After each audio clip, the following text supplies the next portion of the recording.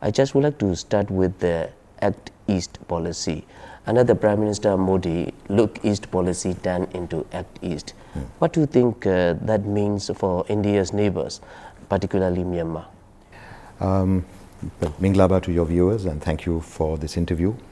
The foundations for Look East and Act East are the same, in the sense that it shows the priority and the importance that we give to our relations with East Asia, including Southeast Asia, both in terms of culture and economy and other sort of related areas.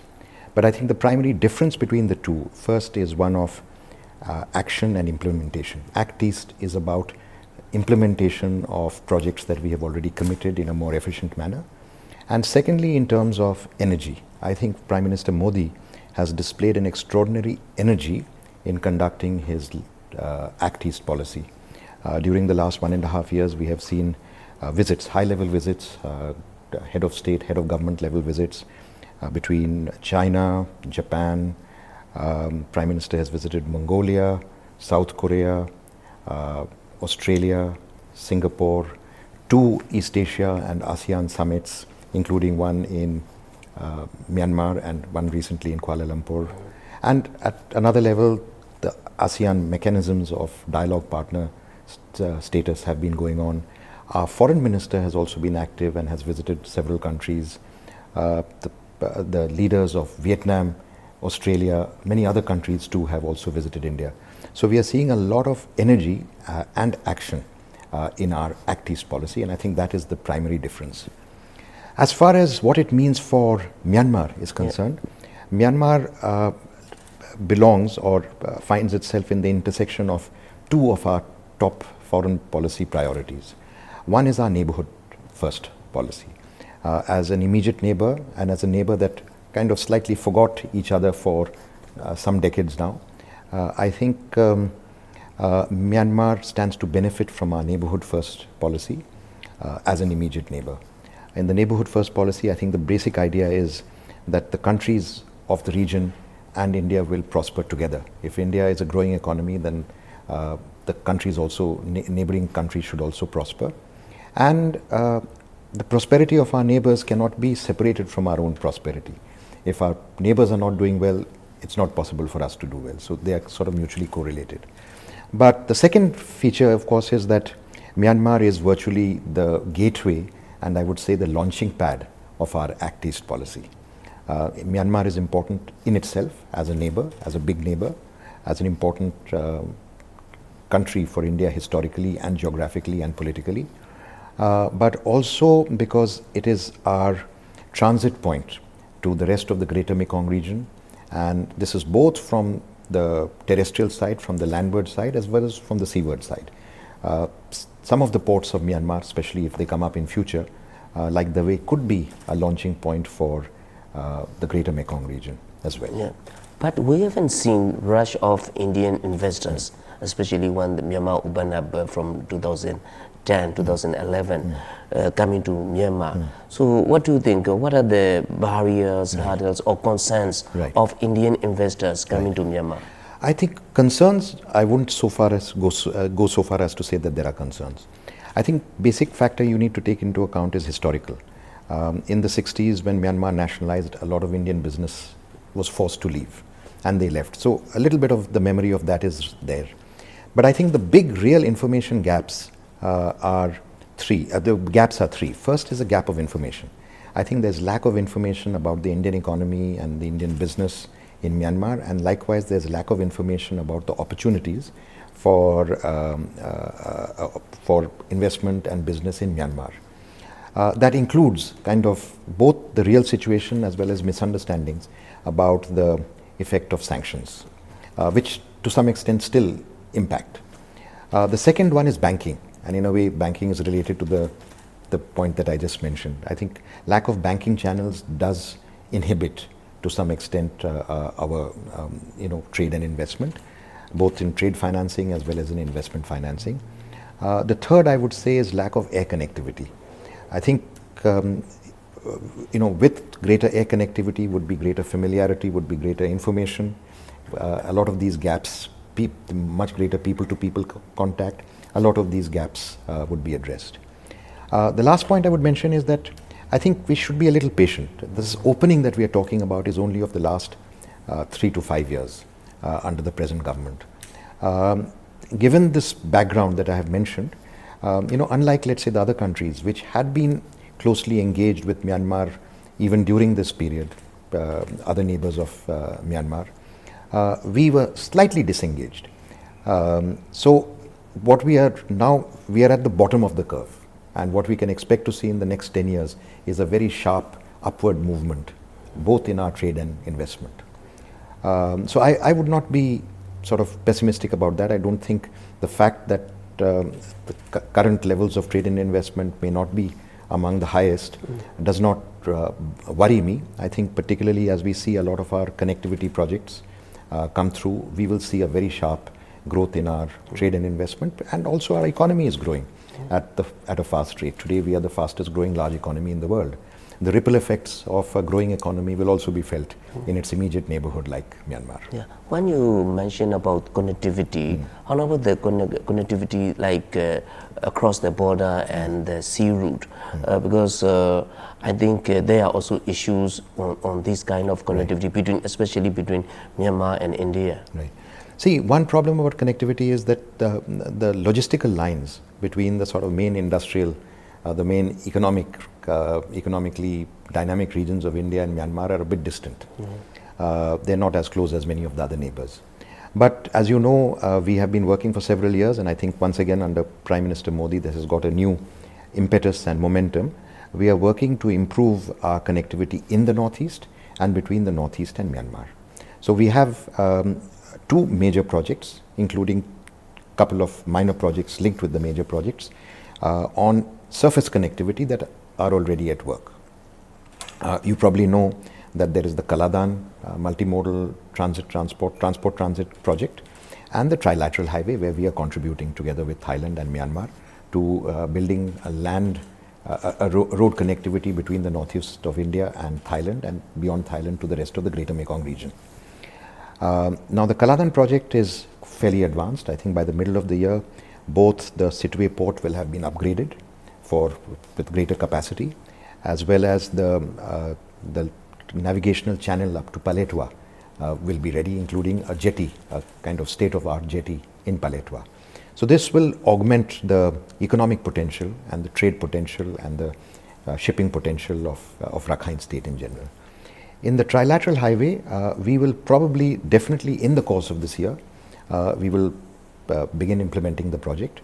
But that also includes 2 smaller projects. The Tamu-Kale-Kaleva bridges, 69 bridges that we are going to upgrade on this road, which we had already constructed earlier, the Tamu-Kale-Kaleva road, which was constructed in 2001. So the bridges will be upgraded. That will start hopefully before the middle of this year, or maybe immediately after the rains in case it is too late. And the Re-Tidim road, which we also expect to have approved during the course of the year. So the Re-Tidim road as well as the Tamu-Kale-Kaleva bridges will contribute to the trilateral highway, and in the trilateral highway we will be upgrading a very difficult section between Kaleva and Yaji. So by the end of it, actually India will have built the road all the way from Tamu, Kale, Kaleva up to Yaji, and the section after that will be built by Myanmar. Side by side, we are also working on a India-Myanmar-Thailand motor vehicles agreement. So this will enable vehicular movement, motor vehicular movement between India to Thailand and vice versa. Yeah. So we will see the impact of all this. In about 3 years, when these connectivity projects are mature, then we will see a big impact on our trade as well. I'd like to touch the issue of China in the region. Once, some years ago, one of the Indian leaders have said, India's number one was China. But I think we have noticed growing closer relationship between China and India under the Prime Minister Modi. But what do you think of India's relationship with Myanmar vis-a-vis offsetting influence of China in Myanmar? Right. I think before I come to that question, I just want to address one leftover section of the last question. On shipping, for example, the government of India actually subsidized the shipping cooperation of India to have direct shipping services with Myanmar. But particularly as we see that our trade starts balancing, we expect that this will be commercially sustainable. So, efforts are underway in the shipping sector as well. On your question on China, I think too much is made of the so-called, offsetting India, offsetting China by India or any kind of rivalry. I think these are mostly in the, figment of other people's imaginations. Actually, if you see, neither China or India are competing with each other in Myanmar. Maybe other countries are, but not China and India. We have actually cooperated in the exploitation and in the commercialization of the Shui gas, where we also have a stake.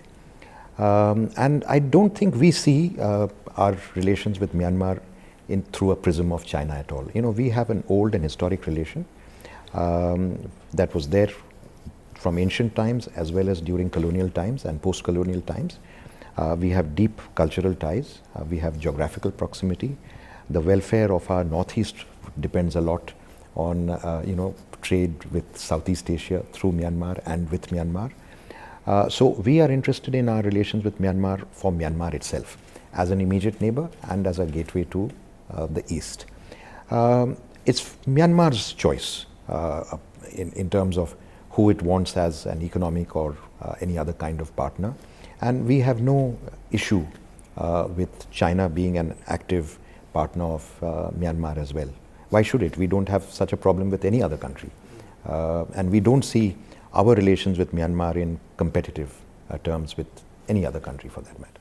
You are a seasoned diplomat. You have been to the countries like Syria and Afghanistan.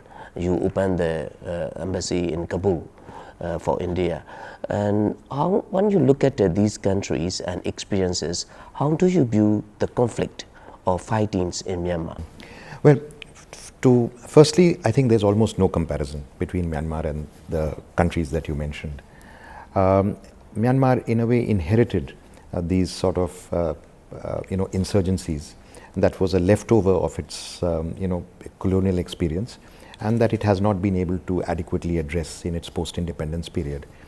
In the last 2-3 years, we have seen a very good faith effort by the present government to make progress and give it the highest priority in the reforms that President U Thein Sein had embarked upon. And we have seen considerable progress, including with the signing of the nationwide ceasefire agreement.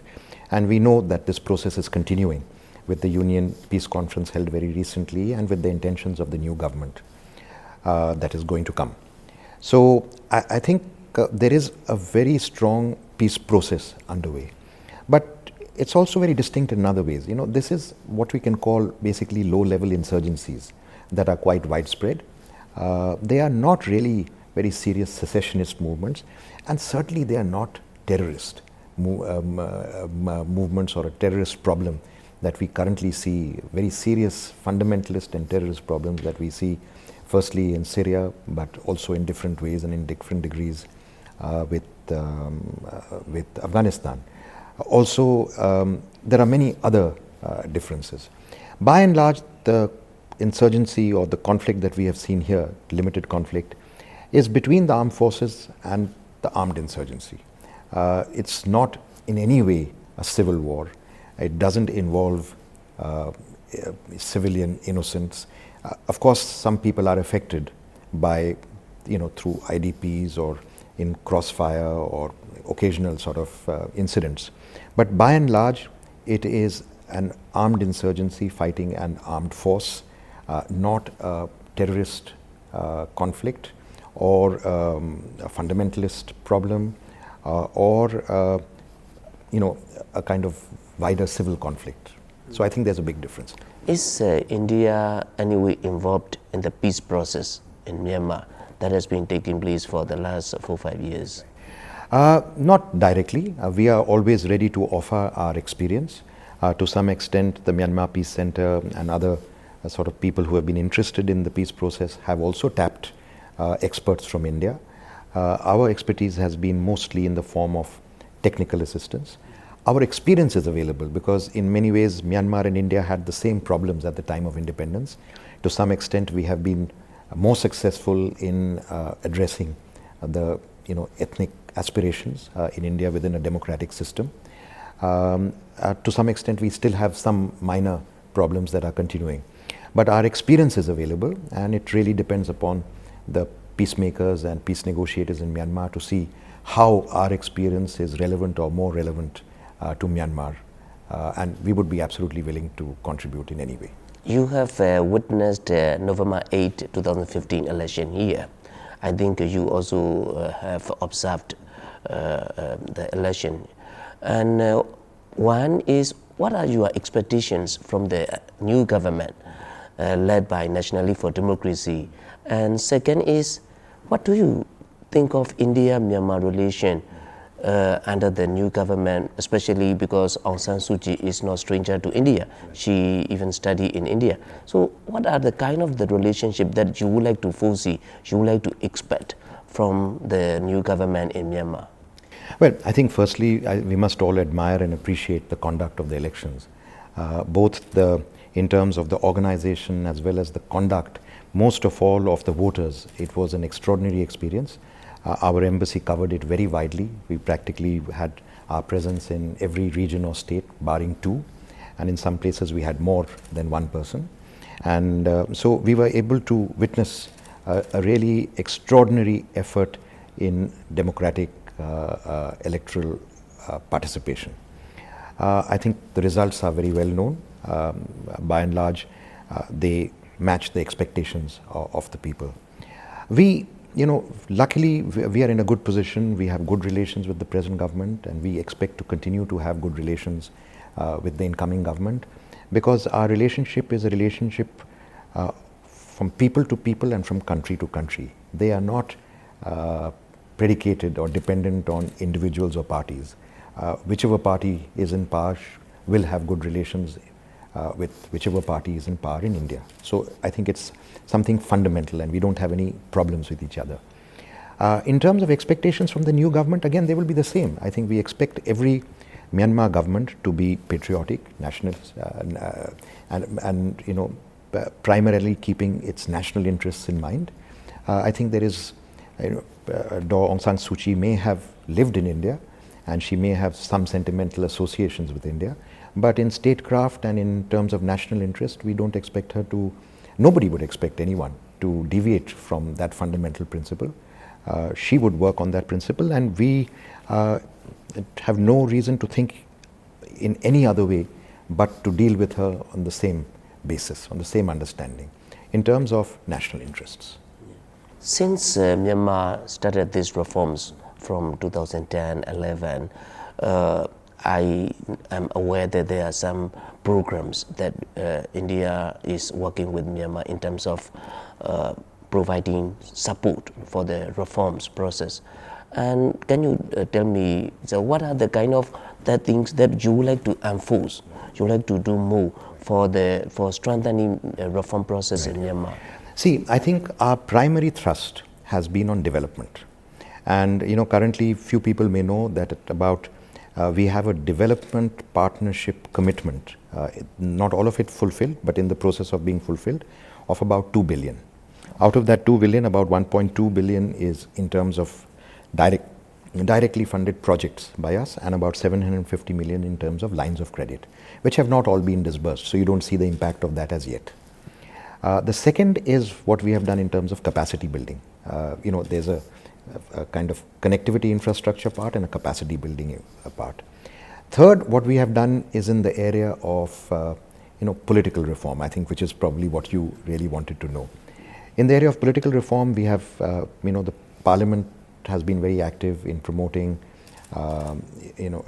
education in parliamentary practice, in democracy building, in running elections, and these programs will continue. Even with the change in Parliament, we expect them to continue, because I think India, as a neighboring country, a very similar country to Myanmar, with its sort of 60 plus years of democratic experience in a multi-religious, multi-linguistic, pluralistic society, has a lot to offer the entire region. At the same time, we leave it to the people of the country and the government of the day and the Parliament of the day to take the initiative to seek the kind of assistance that they would like. A third area which comes back to an earlier question, a third area where I would really like to see much greater Indian effort is in investments. As I said, there was a hiatus in this respect, which was both because of self-imposed isolation as well as externally imposed sanctions. Those have opened up. I think with the new government, we may expect to see that opening up even more. And certainly we would like our economic players to develop a kind of strategic economic partnership with the economic players of Myanmar for the benefit and development and progress of both countries, especially in the context of our neighborhood first policy. Yeah. Just last question. You have been here for the last, I think, for about 3 years, 2.5 years. And what are the kind of memorable events or that memory that you have so far from this country? Thank you. That's a really nice question. You know, I think there are two primarily. First is the citizens, the civic response to the floods in 2015 was something remarkable, and something that I think the whole world should know and the whole world can benefit from, where you saw every part of society stepping out to help those who were affected by the floods. The second, undoubtedly, I think, was the experience of the Myanmar elections in November 2015. I think the discipline and dignity with which it was conducted was something very special. But I can't help adding a third. You know, I've been privileged to have traveled a fair part of Myanmar, a lot of it by road, and I think the landscape, the people, the culture, the simplicity yet dignity of the people is something that has impacted on me very strongly. Thank you, His Excellency, for giving time for this interview. Thank you. Thank you.